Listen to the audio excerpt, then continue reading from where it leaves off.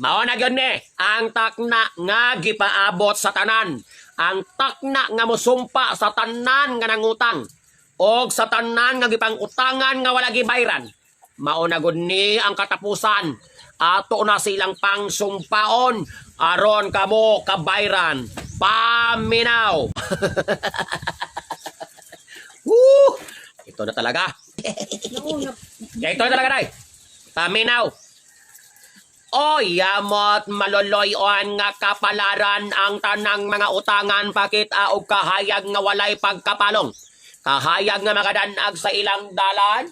Kahayag nga magatultol nila ngadto sa Palawan aron ang ilang mapadala ang kwarta nga ilang igbalayad ngadto sa ilang mga utangan.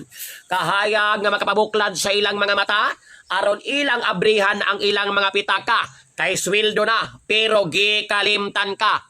Kahayag nga magabuklad sa ilang mga panghuna-huna nga ang utang-utang kinahanglang bayran og responsibilidad na nimo nga imong impasan sa tanang mga utangan ng inyong mga kaugalingon iandam kay kani nga sumpa mao gyud ni ang makaguba sa inyong mga palopyan. Chob abrihan ko na ang pultahan yam sa mga utangan nga unta sila inyong palanggaon.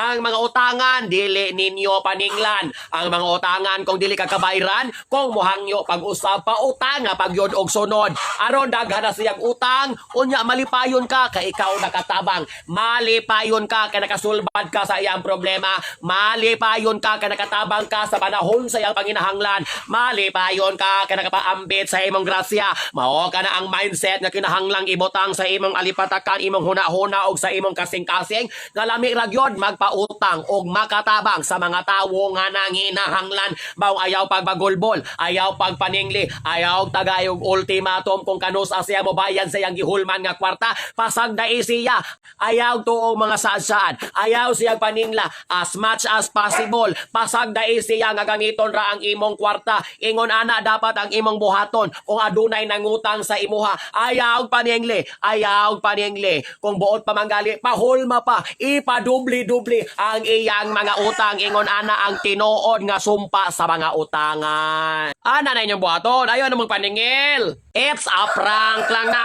Ayaw gyud na ninyong buhata ang nauna nako nga istorya. Ang tanang mga utangan dapat ato ugong lagason, dapat ato ugong apason. Taman og asa taman bahalag hadto sa laing kinabuhi. Kinahanglang imo na siyang paninglan kay mag-anad ng mga tawuha. Nagsalig-salig lang. Unya ra ba kung makapangutang sa aran kasunod bulan, natapos na ang tibuok kalibutan, wa paghihapon kagibayran. Siya nga nangutang perting lipayan na sulbad ang problema. Samtang ikaw nagunas-munas ginawa kung unsaon pagpaningil siya. Mauyamot maluluyon nga kapalaran, palamdagi intawon ang atong mga igsuon nga adunay mga utang ang unang buhaton. Istoryaon. Kung dili mo bayad, iadto sa lupon. Kung dili gihapon mo bayad, iadto sa kongreso. Kung dili gihapon mo bayad, kuha og manyeka. Paghilhil og aguha, ang kiliran tog suka. Tanawon tag di makabayran niya. Wala ko ningon nga buhata, pero suggestion lang na siya. Ang motoo, desgrasya. Panapos nga yam-yam. Sumpa sa tanang mga utangan. Pudungan puning manok mo gibayran punis mga utangan da. Panapos nga yam-yam. Kamong mga utangan para makahulam pa sa ikaduha nga higayon.